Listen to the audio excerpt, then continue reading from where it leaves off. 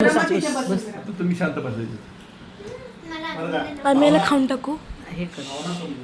ऐकून घ्या. दादा नाव घेतलं की आठवतं सगळं लहानपण. चल दादा म्हणत सुरू व्हायचं प्रत्येक ॲडव्हेंचर आपलं मग. 4 वर्षांनी मोठा म्हणून तू थोडा राग दाखवायचास, पण कुणी मला काही बोललं की पहिला उभा राहायचंस. तू म्हणायचास मी आहे ना, आणि सगळं सोपं वाटायचं. माझ्या प्रत्येक हट्टामागे तुझं सपोर्ट असायचं. आणि हो, तुझी एक सवय तर हेवीच आहे. सरप्राईज ठेवायचं म्हणतोस, पण 2 मिनिटात सगळं ओळख करतोस लगेचच आहे. कधी वाटतं तू प्लॅनर आहेस, कधी वाटतं तूच स्पॉइलर आहेस. पण काहीही असलं तरी तू माझा फेवरेट हिरो आहेस. आणि आता आपल्या घरात आली एक स्पेशल पर्सन, आपली वहिनी, जिच्यामुळे फॅमिली झालं अजूनच ऑसम.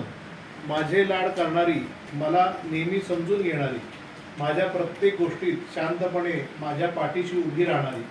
कधी मैत्रीण, कधी गाईड, कधी दुसरी आईच वाटते.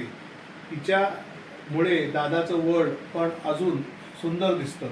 लहानपणी भांडणं, चिडवणं सगळं झालं, पण चल दादा म्हटलं की सगळं पुन्हा ठीक झालं.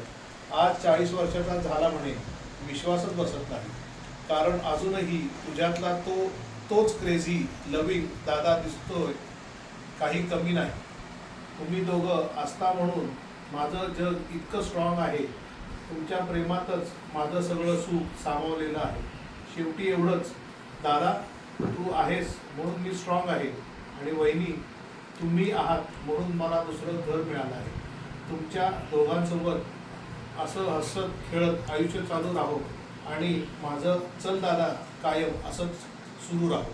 Happy 40th birthday.